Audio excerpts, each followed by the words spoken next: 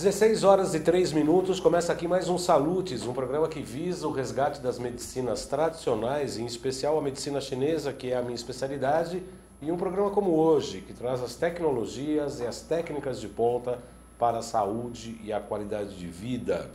Hoje é 19 de maio e, em se tratando de santos católicos, hoje é o dia de Santo Ivo, padroeiro dos advogados. Dia de Santa Maria Bernarda Butler.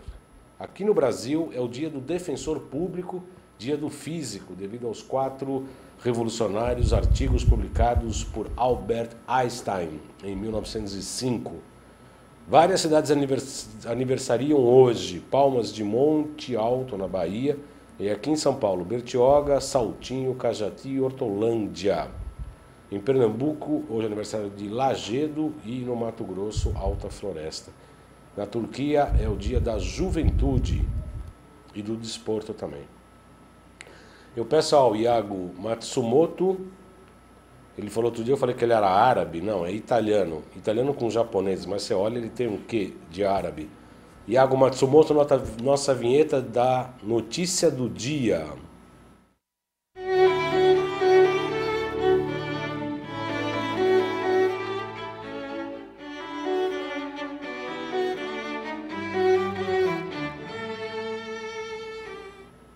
Hoje é o Dia Nacional de Combate à Cefaleia.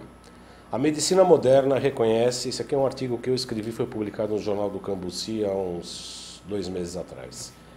A medicina moderna reconhece que a enxaqueca é uma patologia multifatorial, ou seja, que pode ter diversas e múltiplas causas. Entre as mais importantes destacam-se fatores genéticos e ambientais, como a poluição, clima, odores de perfumes ou produtos químicos, sem contar fatores hormonais e comportamentais, como grau de exigência e oscilação de humor, como irritabilidade, ansiedade e depressão, sem falar da qualidade do sono e, óbvio, hábitos alimentares.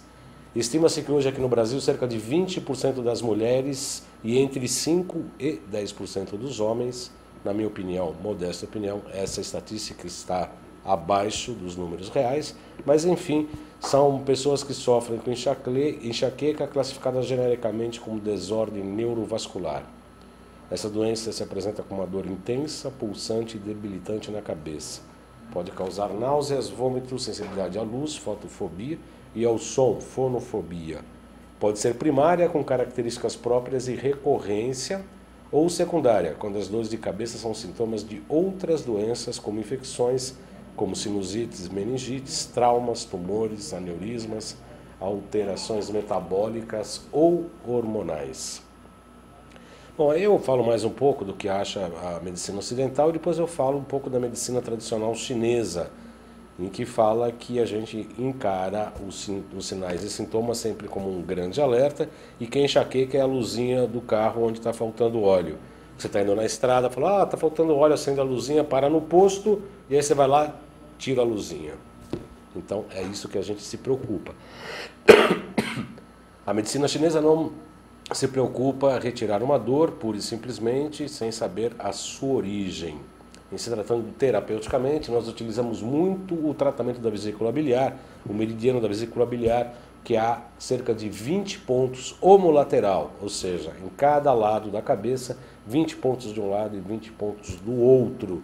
Isso faz com que no consultório a gente pica o joelho no ponto-fonte da vesícula biliar e o cidadão ou cidadã com dor de cabeça vê a sua dor fazer assim, olha para você e fala assim, você é mágico? Aí eu falo, depende, se você me comprar um turbante a gente pode até tentar, mas não é magia não, é medicina chinesa, é meridiano energético.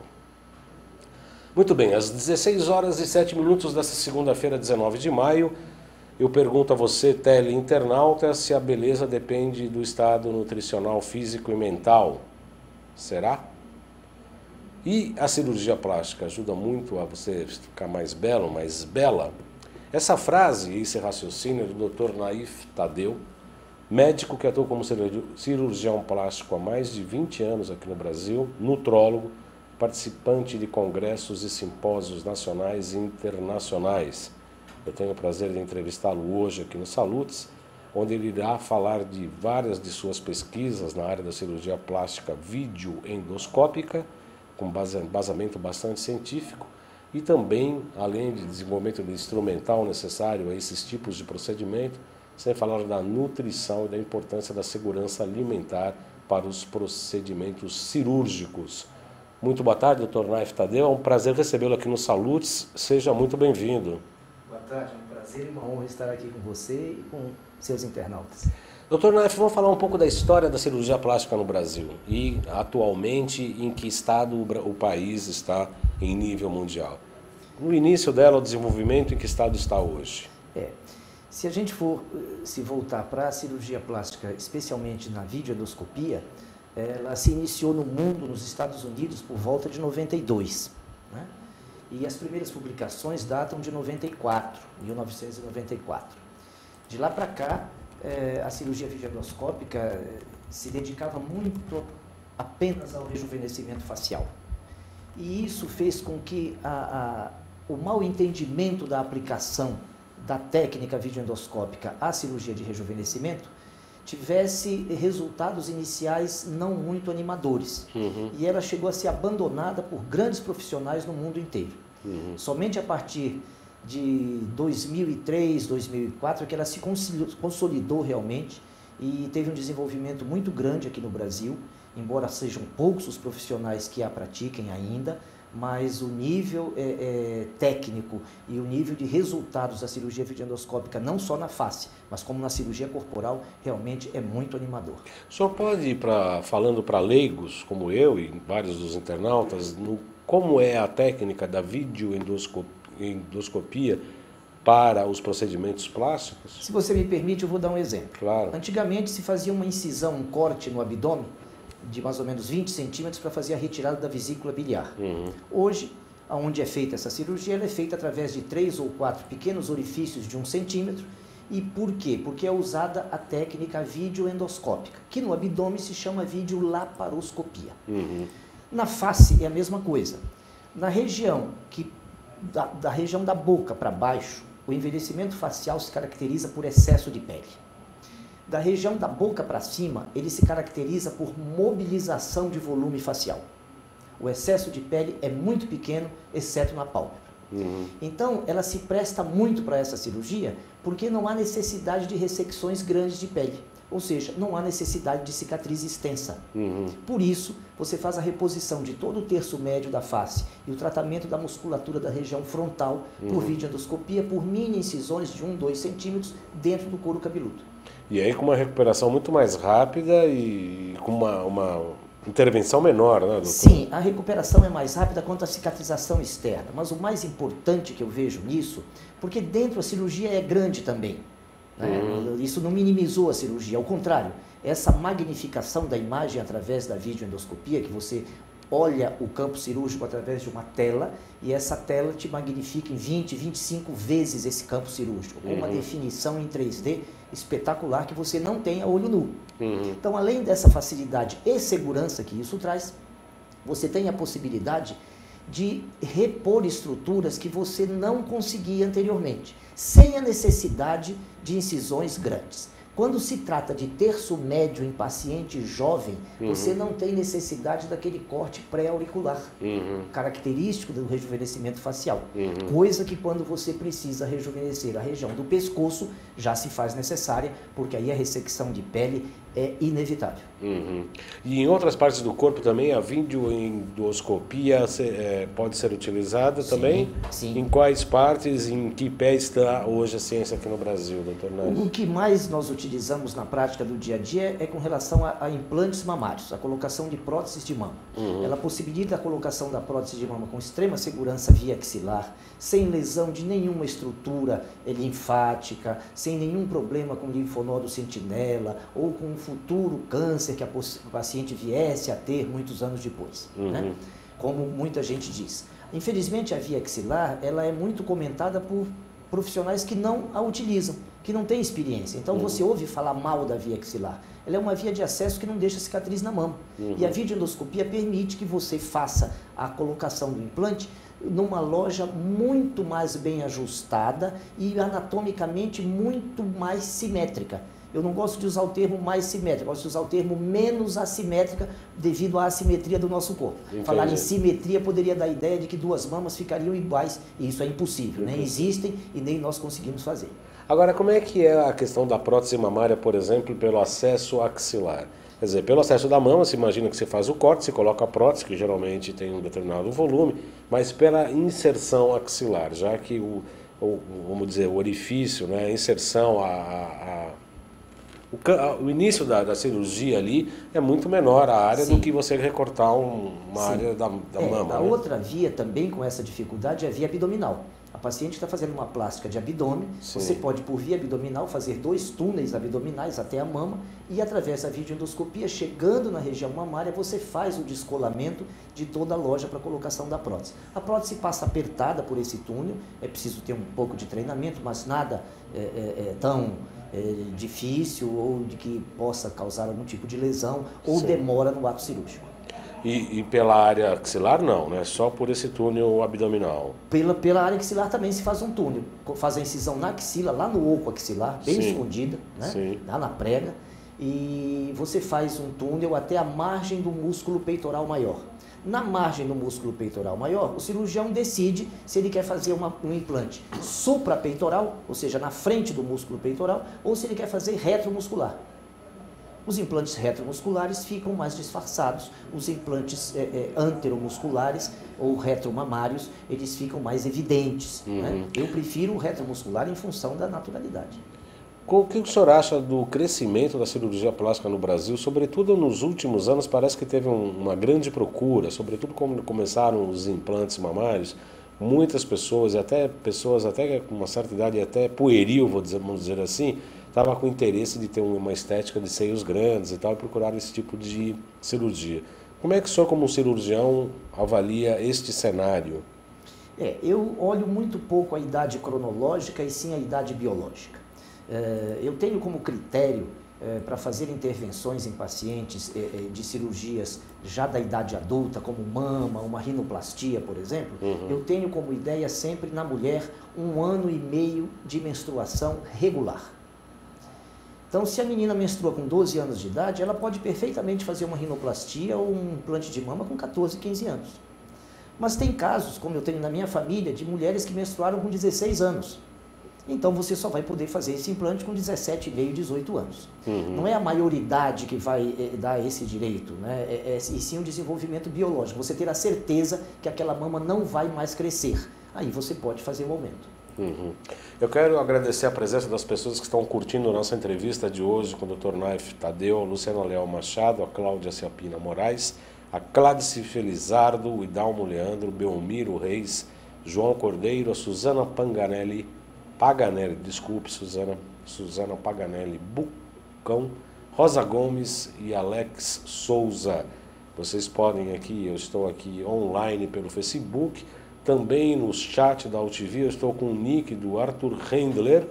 Vocês podem encaminhar perguntas tanto pelo chat da UTV quanto pela minha página do Facebook, que é o João Carlos Baldan. Estou aqui à disposição e o Dr. Naif também está para as respostas dos internautas, as questões dos internautas. Eu estou tocando a pauta aqui, segundo a minha cabeça, segundo eu penso, não combinamos perguntas. Esse programa aqui não se pergunta, não se combina pergunta, e os entrevistados também são tão preparados que também nem perguntam, né? Você vai me perguntar o quê? Não sei, não tenho a menor ideia. Às vezes a gente tem uma ideia, mas muda tudo na hora de começar o programa. Doutor Naif, sobre o ponto de vista, a neurocirurgia aqui no Brasil tem um destaque muito grande em nível mundial. A cirurgia plástica também, parece que o senhor desenvolveu determinados tipos de alguns instrumentos para facilitar a intervenção da cirurgia plástica. Como é que está essa evolução aqui no país? A cirurgia videoendoscópica, ela necessita obrigatoriamente de instrumentos especiais. E na plástica eles eram muito carentes. Então houve a necessidade para a adaptação de determinadas técnicas que desenvolvêssemos alguns aperfeiçoamentos em instrumentos. E uma coisa que foi necessário se desenvolver, inclusive isso é uma patente da Universidade Federal de São Paulo, é o desenvolvimento de um instrumento que ele se presta para fazer a reposição da região malar por via endoscópica. essa região zigomática, ela tem uma pitose, tem uma gordura que ela cai. Na verdade, o sulco nasolabial, esse sulco que todos reclamam e que às vezes fazem preenchimento, esse sulco ele não aprofunda. Esse sulco ele tem caído sobre ele o tecido da região zigomática. E para você fazer essa reposição, uma das técnicas é a técnica do FEIM. E o FEIM necessitaria, originalmente, de uma abertura pré-auricular. Com a videoendoscopia, para você entrar por via temporal e fazer um acesso ao FEIM, você precisa de um instrumento especial. E por isso foi desenvolvido um dissector, né, que foi denominado de DAME. O FEIM é a abreviação em inglês do Finger Assisted Malar Elevation, a elevação do malar assistida com o dedo. Como o dedo não consegue chegar na videoendoscopia, nós desenvolvemos um dissector que passou a ser o DAME, que é o Dissector Assisted Malar Elevator. Que é um instrumento. É um instrumento que faz os movimentos de um dedo. Ele entra na região, ele dobra como um dedo, ele gira como o dedo da mão, faz uma segunda dobra, se retifica e sai, para fazer um descolamento, uma divulsão. E ele é mais importante utilizar o instrumento do que o próprio dedo, porque ele teria uma espessura não menor. Chega lá. Não, e ele não chega é mais lá. comprido. E isso que você falou é extremamente pertinente. Na prática, quando eu faço cirurgia aberta, que eu preciso fazer pescoço e está aberto, que eu poderia fazer com o dedo, como o instrumento é um pouco mais fino do que o dedo, eu prefiro usar o instrumento mesmo na aberta, porque com isso eu tenho uma divulsão muito mais delicada da região. E se presta para cirurgiões que têm dedos mais grossos, que usam luva 8, 8,5, o uso do dissector irá facilitar muito. Eu tenho uma pergunta de um internauta aqui, da Milene, vou lhe passar em seguida, mas casa essa pergunta, Milene, que eu agradeço a sua pergunta, porque a gente estava conversando de um caso exatamente antes de começar um programa.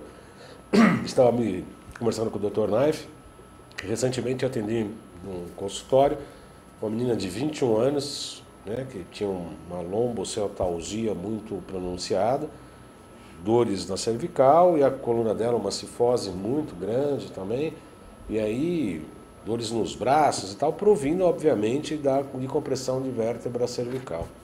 E a hora que eu olhei os exames de imagem, aí eu olhei e falei, você fez prótese de mama, ela colocou 250 ml em cada mama, estava com seio grande, obviamente, e que estava absolutamente incomodando e atrapalhando a postura desta paciente.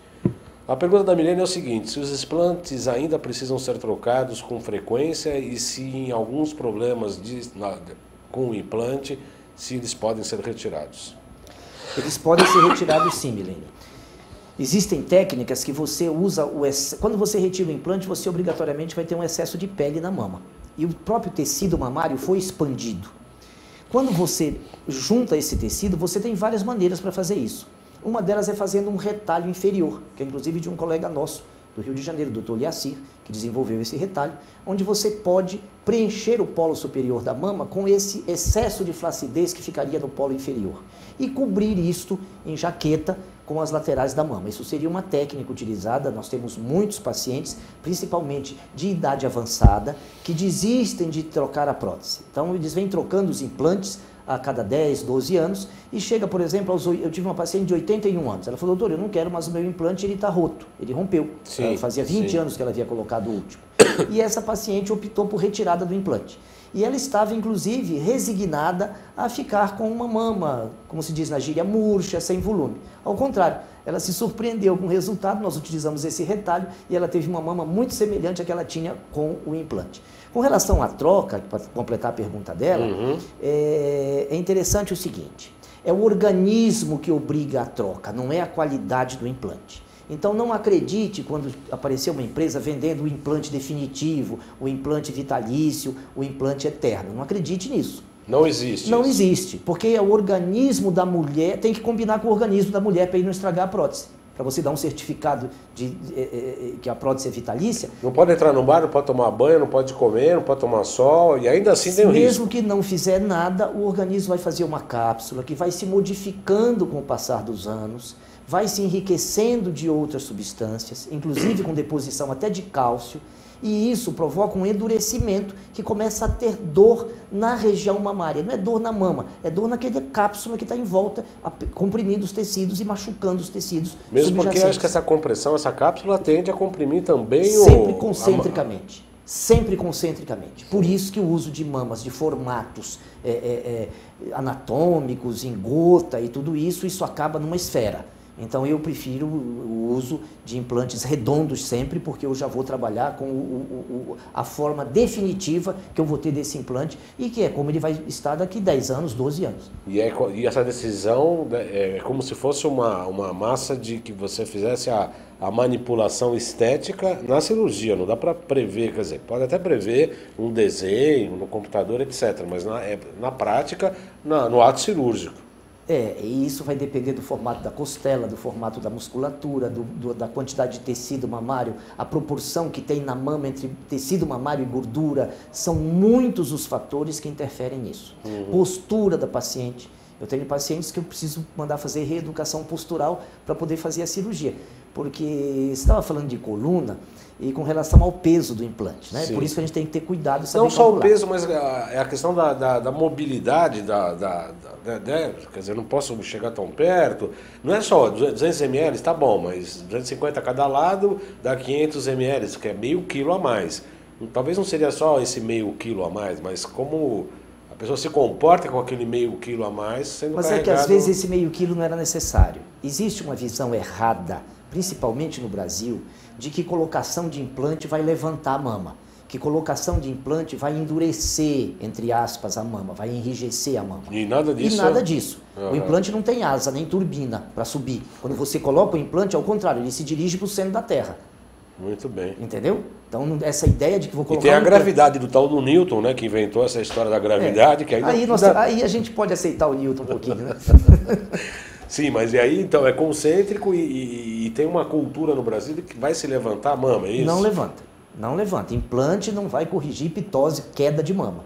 Isso precisa de mastopexia e com cicatrizes na mama. E de bumbum, levanta-se bumbum ou não? Levanta-se bumbum. O implante glúteo, ele é um implante intramuscular, que também se usa videoendoscopia para ele, como para o de panturrilha também. Quando você faz a colocação do implante glúteo, normalmente se acompanha de uma lipoaspiração da região supraglútea, da região lombar, que é para fazer aquela cavidade. E aí você aproveita essa gordura para enxertar na porção inferior do glúteo, aonde o implante não pode chegar por causa da emergência do nervo ciático. Sim. Os implantes glúteos, eles têm essa limitação. O implante de mama, você preenche os quadrantes da mama como você quiser.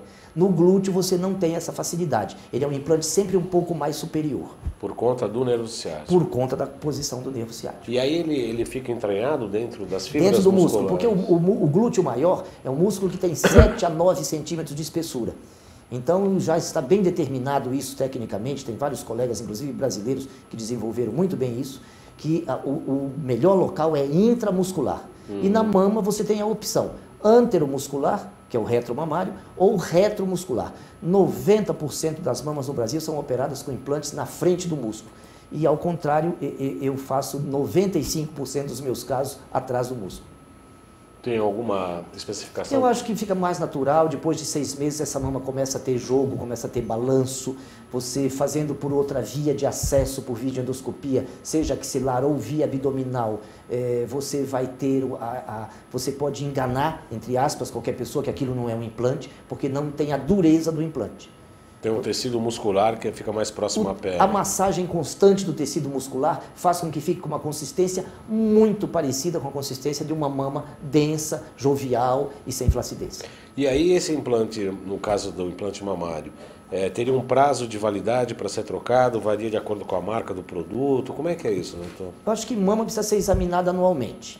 Eu, particularmente, não trabalho com mamografia. Isso é uma questão pessoal minha, não vem ao caso. O que o senhor acha dessa quantidade de mamografia que está sendo feita no Brasil? A radiação da mamografia é uma radiação muito intensa, né? Ela se assemelha... Sem contar o aspecto mecânico, que a mulherada... Eu nunca fiz porque eu não tenho mão. Mas a mulherada reclama que queria torcer outras partes sensíveis do homem. Do examinador. Para mostrar que aquilo ali não é para ficar apertando aquele jeito. O que menos me preocupa é o aperto, que me perdoe as que fazem mamografia, o que me preocupa é a quantidade de radiação. Então eu acho que nós precisamos insistir para que os serviços no Brasil invistam em termografia, né? A termografia é capaz... Pelo calor, né? É capaz de prever a predisposição para um câncer mamário até 10 anos antes de uma mamografia. Então isso é uma coisa que não é falada, que não é difundida. Existem cursos no Brasil já disso, né?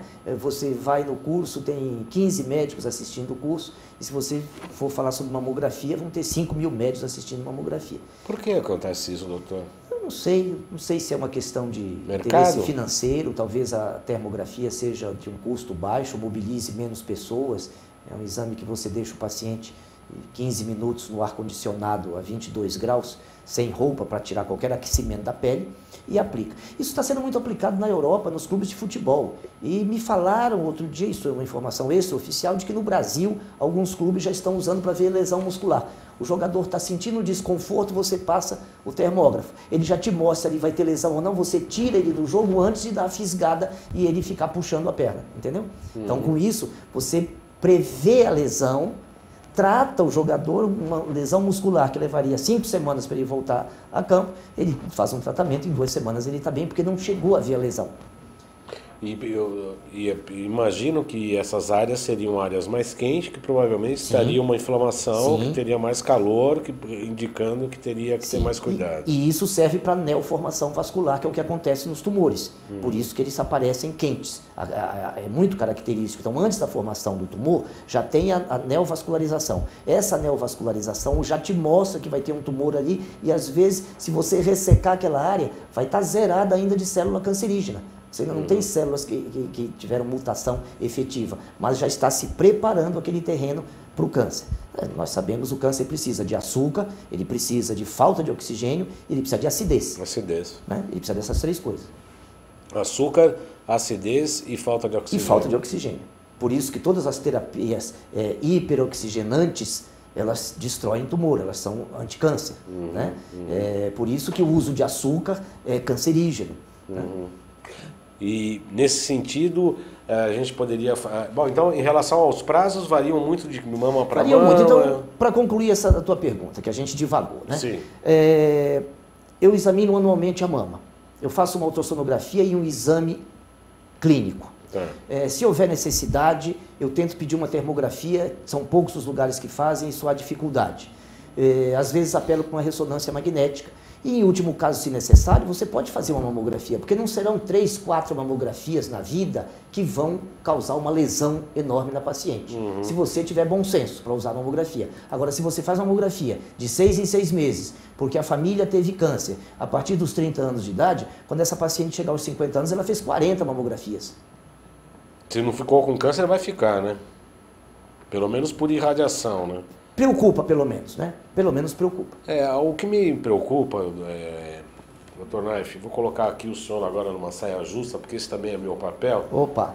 A gente tem visto, eu estava discutindo aqui com o doutor Air Ribeiro sobre o caso daquela atriz que tem uma possibilidade de ter tumor no útero e já arrancou mama, e está arrancando o útero e está se esquartejando paulatinamente porque tem uma probabilidade de cálculos geneticamente, entre aspas, de desenvolver esses cânceres. E aí eu falei, bom, isso me parece uma loucura, o doutor Laíra até concordou, falou, olha, tem vários procedimentos que poderia fazer a metilação, de calar essas probabilidades genéticas por intermédio de nutrição e etc. Você não acredita não que a medicina hoje está muito baseada em exames e precisa fazer exames e protocolos de exames, numa exacerbação de exames muito pouco prático para a saúde dos pacientes? Eu não vou ser nem um pouco politicamente correto. Ótimo. Eu vou respeitar a sua pergunta. Né? Eu acho um absurdo você fazer qualquer extirpação de órgão por uma previsão de possibilidade de uma doença cancerosa, de um câncer. Eu acho que às vezes você tem que pensar se a remoção de um câncer instalado vale a pena ou se algum tratamento não cirúrgico possa ser melhor. Né? Isso também precisa ser analisado. Um tratamento conservador, né? Sim, precisa ser, porque tem cânceres que você vive a vida inteira com eles e morre de outra coisa. Né? Então, o médico precisa saber disso. Com relação a o que se pode usar de muito moderno e que na realidade é da idade da caverna, é você respeitar a alimentação. Se você usar alimentos ricos, como as crucíferas, que são ricas numa substância que é o indol 3-carbinol, Então, couve, couve-flor, couve de Bruxelas, brócolis, né? Brócolis, né? Que são riquíssimos em indol 3-carbinol, ou mesmo suplemente indol 3-carbinol. É um suplemento barato que você manda fazer numa farmácia de manipulação e você usa. Tem propensão? Use indol 3-carbinol. Faça uma termografia a cada ano. Entendeu? Já é mais do que o suficiente. Muito mais que o suficiente. Muito mais que o suficiente. Eu jamais faria, se procurado por uma paciente, eu faço cirurgia oncológica, eu faço mastectomia, fiz muita reconstrução de mama, na época que a reconstrução de mama com a mastectomia estavam no auge. Né? Hoje, felizmente, tanto os convênios como o próprio serviço público dá um amparo para isso, então essas pacientes se esvaziaram dos consultórios privados como o nosso. Mas isso já houve época que ninguém dava esse tipo de cobertura no início, inclusive falavam mal dessa cirurgia, que nós fizemos muito isso. E essa retirada da mama, ela deve ser deixada para o último caso, e num caso bem indicado e uma retirada com cuidados de disseminação. O que me parece, como leigo no caso da oncologia, Dr. Naif, é que o tumor, o câncer de uma maneira geral, ele está encapsulado ali, o organismo encapsula aquilo. É uma proliferação de célula meio estranha e ele vai lá e ele encapsula. Quando vai lá e secciona, mesmo que seja uma área maior, quer dizer, você está descapsulando algo que estava quieto ali na sua caverna. Ou se você tiver um conhecimento, não é tanto assim. Eu acho que procedimentos pequenos é que são perigosos. Sei. Entendeu? Eu acho que quando você vai fazer o procedimento definitivo sem ter mexido, entendeu? Eu acho que você consegue uma segurança e um isolamento adequado dessas células tumorais. Agora, a verdade é o seguinte, nós pensamos muito em química, nós não pensamos na física. Nem na emoção, né? Não, e na quântica.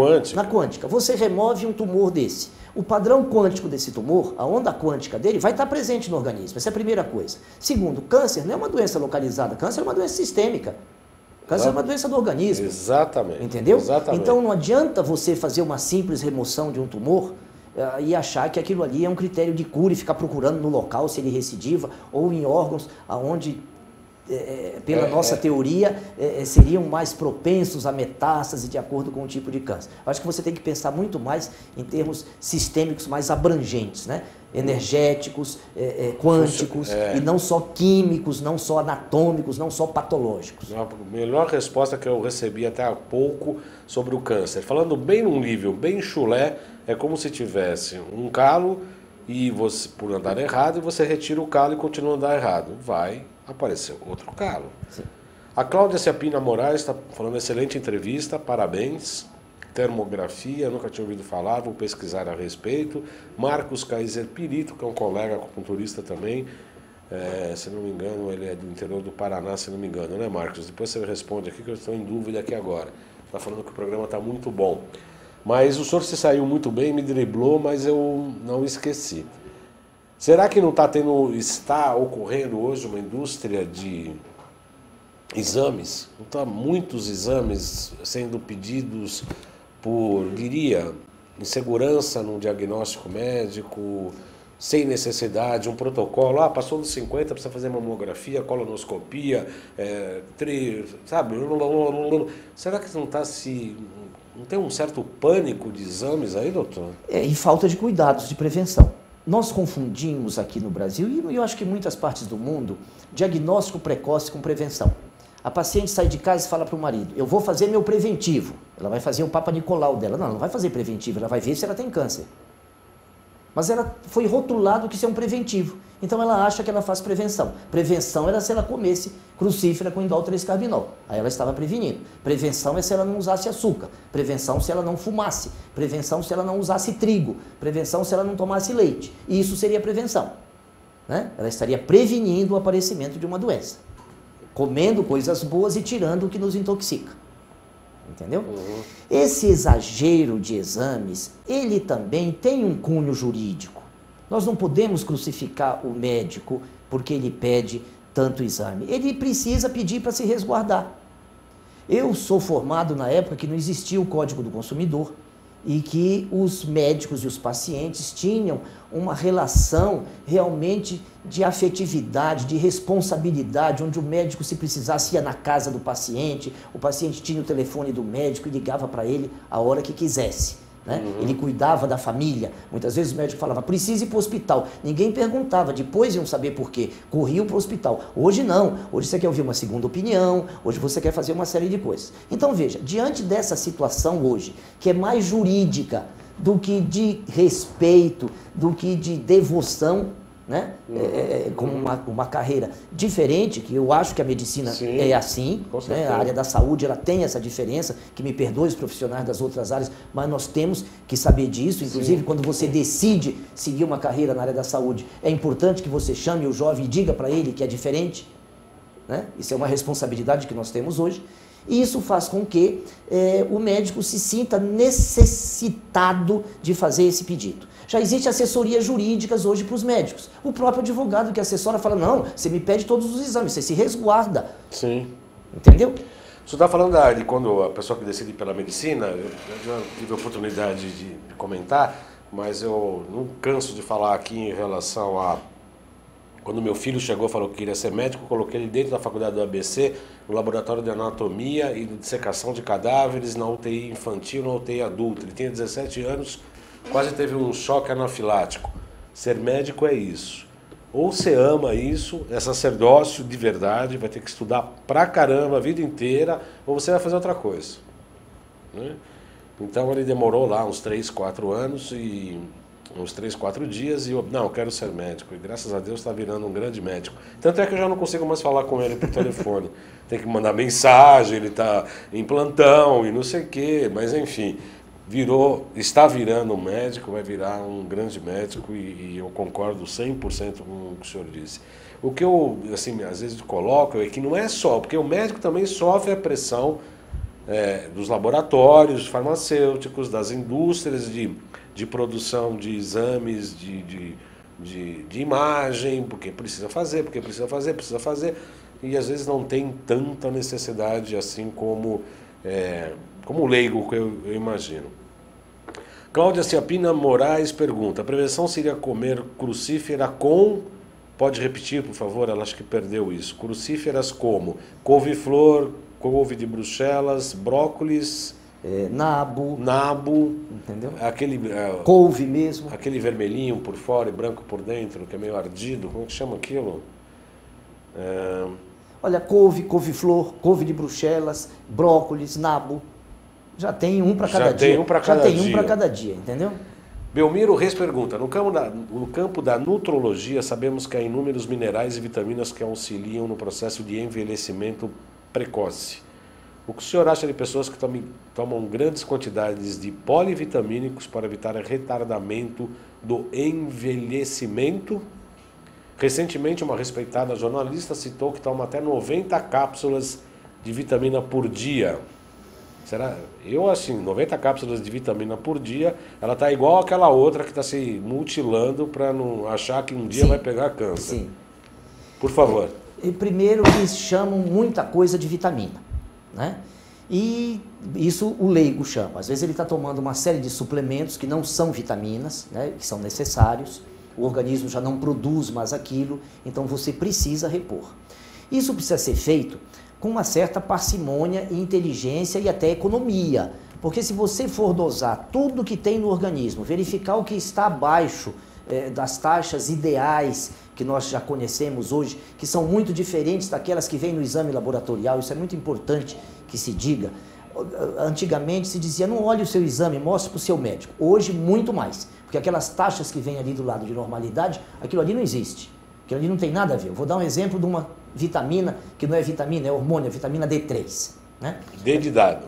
D de dado, vitamina D de dado 3. 1, 2, 3. A vitamina D3, ela é uma vitamina responsável pela fixação do cálcio nos ossos, né? E fora isso, ela é uma vitamina anticâncer, ela é uma vitamina que toma conta de 2.000 genes, os nossos 24.000 genes, ela tem uma ação sobre uma quantidade enorme de genes. Ela não é vitamina, ela é um hormônio. Ela foi classificada como vitamina erradamente, graças a Deus, porque aí você prescreve, se fosse hormônio, iam reclamar mais ainda. Né? Então, sendo vitamina, reclamam menos. Mas há uma necessidade de você, às vezes, dar altas doses dessa vitamina.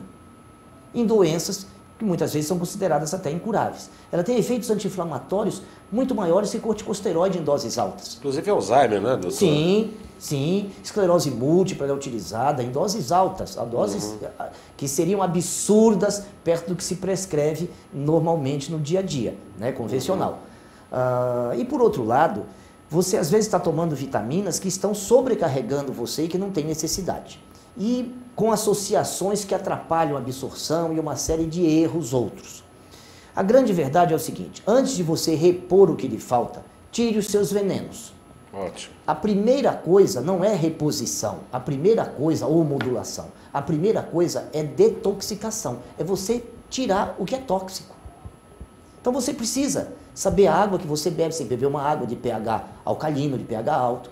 Você precisa eliminar açúcar, trigo, leite e gorduras ruins, esses óleos vegetais, exceto o coco. Isso tem que sair, né? Já que a gente começou a falar de nutrologia, isso tem que sair da cozinha, você tem que ter óleo de coco para cozinhar ou gordura de porco que você tenha certeza que é gordura de suíno. Porque já existe gordura de suíno no mercado que está toda hidrogenada, com uma série de coisas lá para conservação. Então precisa ter cuidado.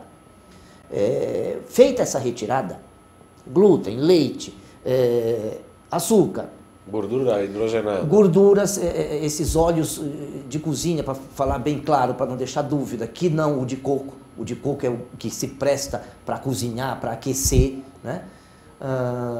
Você feito isso, você tem uma melhora brutal. Eu diria que, por exemplo, das sinusopatias, uns 70% vão desaparecer, só com essa retirada, sem você fazer nada. O sono mal dormido, o despertar cansado, vai desaparecer em poucos dias. Isso eu tenho experiência de consultório de anos. O paciente chega: doutor, eu não imaginava que fazendo isso eu fosse ter esse resultado. Tem que experimentar. Não acredite em mim e faça, eu sempre brinco, não acredite em mim e faça 30 dias. Nunca se não mais melhorar, você pode brigar comigo. Nunca mais você deixa, com uma semana você já está desesperado com o seu vizinho que está comendo aquilo, e ligando para os cunhados, e isso é desagradável, porque as pessoas não aceitam. Essa falsa modernidade, ela parece incluir o fato de que a cozinha é uma coisa depreciativa. E que a arte culinária, que é maravilhosa, né, e a alta gastronomia, ainda em alguns meios, em países subdesenvolvidos, ainda é tido como uma coisa depreciativa. Então as pessoas não gostam de cozinha, não gostam de comer em casa. Né? Eu ia perguntar, a Cláudia Felizardo me lembrou, o negócio branquinho com casquinha vermelha chama-se rabanete. E rabanete também tem o indol-3-carbinol. Eu acho assim, você tem dificuldade para fazer isso no dia a dia. Você come um ou outro e nem sempre. E você precisa de uma dose. Converse com o seu médico, ele manipula indol-3-carbinol. Todas as farmácias de manipulação têm, entendeu? E é um protetor para próstata, para mama, para ovário, para útero, é um excelente protetor contra câncer. Ainda mesmo nos processos já instalados, Dr. Naif? Sim, mas agora no processo instalado você já tem que partir com outras terapias, que aí já vai gerar um conflito muito grande com o que é convencional. Tá. Né? Mas você precisa partir, a ABOS, Associação Brasileira de Ozonioterapia, por exemplo, tem protocolos excelentes de ozônio para câncer. Né? E muitos outros tratamentos não convencionais se aplicam com resultados muito bons. Eu acho que a medicina quântica é outro grande futuro para o câncer. Você utilizar ondas inversas, ondas quânticas inversas à onda do tumor. Isso já existe, laboratório quântico no Brasil, em Porto Alegre, tem um laboratório quântico já fazendo isso. É o Fisioquântica, você está dizendo? Não, é Porto Alegre. Quantum Bio. Quantum Bio, um laboratório de Porto Alegre, eles já fazem isso. Eu tenho um paciente com câncer no fígado proveniente de um sistema linfático. Isso migrou para um rim, vai para Houston para tomar injeção de etanol dentro do tumor. Tem um rim insuficiente, estava com os problemas de taquicardia e de hipertensão, e eu sugeri que ele pudesse tomar cloreto de magnésio. O que o senhor acha disso? Sim, eu acho interessante.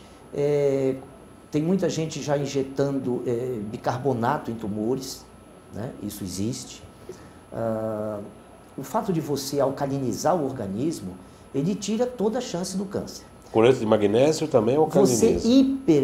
Você oxigenar o paciente também é uma coisa que combate o câncer. O câncer tem pavor de oxigênio. E ele adora açúcar. Então, você tem um diagnóstico de câncer, bom, ninguém deve usar açúcar. Mas se você tem um diagnóstico de câncer e continua usando açúcar, desculpa, eu não vejo por que tratar. Entendeu? Porque o efeito do açúcar no câncer e do cigarro, eu pessoalmente não vejo essa grande diferença. Entendeu? Mas todo mundo já entendeu que fumar teria que parar. O açúcar é tão prejudicial ao câncer quanto o cigarro. O câncer se alimenta de açúcar. E o cloreto de magnésio, nesse caso, seria indicado? Ele tem indicação, sim. Cloreto de magnésio é bom para tudo, né? Eu acho assim que se a população mundial usasse cloreto de magnésio nessa dosezinha peculiar de 1 cálice por dia, dissolvido em 1 litro, o número de morte súbita cardíaca seria muito menor. Mesmo nos casos de insuficiência renal, doutor Naif? Sim. Mesmo nesses casos? Sim. A Cláudia Felizardo pergunta, voltando para a nutrologia, o que o senhor pode dizer sobre o óleo de milho? Todos esses óleos não podem ser aquecidos. O óleo de milho foi o primeiro óleo a ser produzido no mundo, o primeiro óleo vegetal desse grupo de óleos, aí, desse grupo de gorduras vegetais que a gente contraindica. Por quê? Porque quando você usa esse tipo de óleo, você tem alterações extremamente nocivas. No primeiro aquecimento, não há necessidade de você reutilizar o óleo. Para falar bem claro, para não ficar... Porque começa a falar em trans, saturado, insaturado, isso complica muito a vida. Qual é o óleo que você pode aquecer para cozinhar? Óleo de coco. Você não tem óleo de coco, você vai recorrer a quê? Recorra a banha de porco. Você não tem óleo de coco nem banha de porco, faça manteiga ghee, que é aquela manteiga clarificada, que você tira toda a lactose da manteiga, então seria uma terceira opção. Eu, por exemplo, faço meus ovos de manhã, eu como muitos ovos de manhã, todos os dias, no meu de jejum. Quantos? Eu como 6 ovos. Todo dia? Todo dia. Eu faço meus ovos de manhã... com óleo de coco? Com ghee. Eu acho que o óleo de coco de manhã não combina com os ovos. Então eu ponho flor de sal, cebola, entendeu? Uma manteiga ghee que é clarificada, é uma manteiga sem lactose, né? Que você pode fazer em casa mesmo. E com isso você tem uma possibilidade de usar gordura. Eu faço fritura, por exemplo. Quando você frita uma proteína, tenha cuidado de fritar numa temperatura não muito alta, para não degradar a proteína. Então deixa lá 120 graus o óleo de coco. Eu faço filé de frango à milanesa.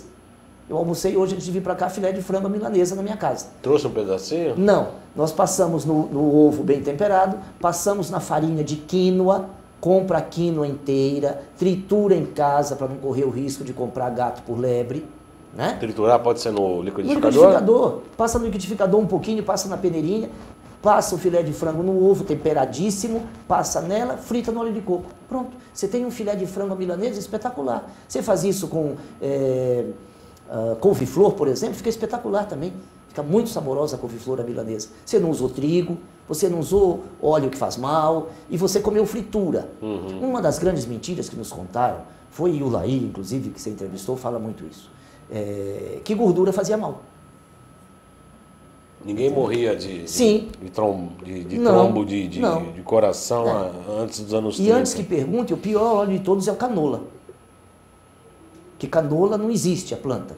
Canola é um óleo feito de couza, que é uma planta que mata gado. Eles desacidificaram e ele é uma sigla. Canadian Oil Low Acid, óleo canadense de baixa acidez.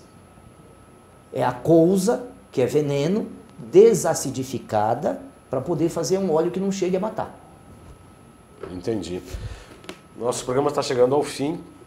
Nós íamos falar ainda de hormônios bioidênticos, vamos falar nisso num outro programa que eu espero ter o prazer de recebê-lo aqui novamente, porque já tem outras 2 perguntas aqui, eu vou pedir para ser bem breve, porque nós já estamos estourando o nosso tempo.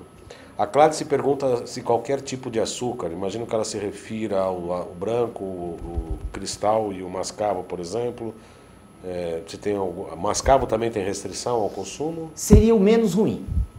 Eu não uso. E não recomendo para o meu paciente. E no meu paciente que tem câncer, eu tiro o açúcar mascavo. Tá. Quando eu falo açúcar para o meu paciente, eu me refiro aos seguintes açúcares. Todos aqueles de mesa. Demerara, mascavo... Branco, cristal... Tudo. Branco, etc. amarelo, o que inventar. Né? Porque cada hora aparece um nome para enganar a população. E o mel? Mel, retiro todo com todos os derivados de mel, inclusive geleia real. Aquilo tem hormônio de abelha, hormônio feminino. Aquilo é bom para abelha rainha. Uma abelha vive 40 e poucos dias, uma abelha rainha vive 4 anos. O zangão é uma só, né? Sim, sim.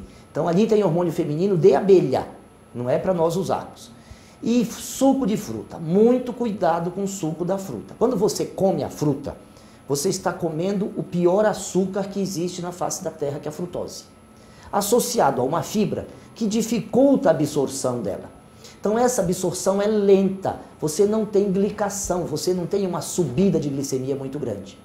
Por isso, retire o suco de fruta, não estou falando só do artificial, daquele do pomar do seu avô, que você colhe e passa na processadora. Jogue fora a sua processadora e o micro-ondas. A centrífuga e o micro-ondas, jogue fora. Uhum.